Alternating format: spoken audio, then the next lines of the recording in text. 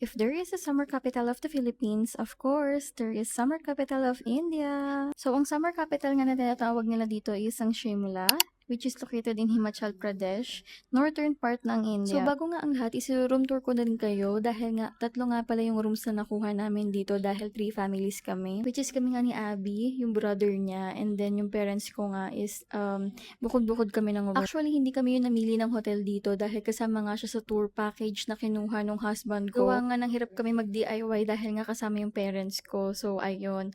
Wala naman masyadong special sa mga rooms namin and napakasimple lang niya. Basta may matutulugan, ganun, okay na yun. Kasi halos 2 days lang yata kami nagstay dito. Tipong tulog lang talaga pahinga, ganun. Kasi may mga other places pa talaga kami na kailangan puntahan. So, ayun. Inaumagahan nga ay hindi ko ina-expect na ito pala yung view namin sa room. Dahil nga halos gabi na kami dumating dito. Basta ang natatandaan ko lang is sobrang tarik nga nung daanan papunta dun sa hotel namin. Kaya ayan, nagmuni-muni muna ako dyan ng konti, no? So, after nga namin mag-ready is bumaba na rin kami dahil nga merong free breakfast dito sa hotel namin. Dito nga pala isang sinaserve nila is pure veg. Kaya ayun mga te, walang itlog. At syempre, hindi pwede mawala ang pinakalaboy sa lahat. Always present si Vince. Kung mapapansin nyo nga is nakapanlamig siya dito kasi malamig talaga dito sa Shimla, parang Baguio nga. Yun nga lang pansin ko, mas malamig dito kaysa sa Baguio. Lalo na nga kapag ka winter season. At syempre dahil nasa India pa rin nga pala tayo and kahit malamig dito is ito nga pala yung signature na alam mo nga nasa India ka. Yung mga paggalagalang baka nga. Ito nga yung time na pinag-uusapan namin kung ano yung plano for today. Dahil nga mayroong dialysis yung father ko and yet may mga nakaschedule nga sa itinerary namin.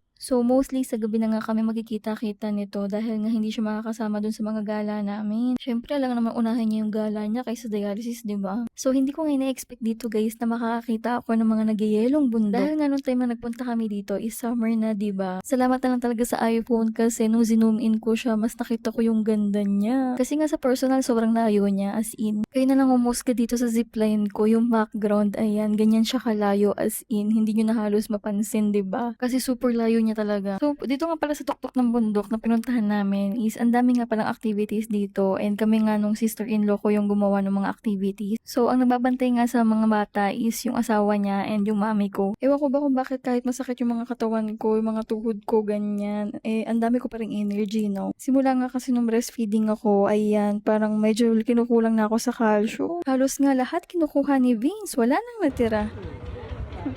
Rema, bang, bang, bang! Yeah. Baby, One more time touch kar. One more time touch kar. At dahil nga medyo umaangot-angot na tong alaga ko is kailangan namin siyang i-entertain. Ayan. Masaya siya pag nakikita niya yung sarili niya sa camera. So kinagabihan nga is nagkita-kita na kami dito sa Mall Road. And apparently ito nga palang church na nakikita nyo is second of the oldest church in North India. Alam niyo ba guys, sobrang na-amaze ako dito kasi para ako nag-travel back in time.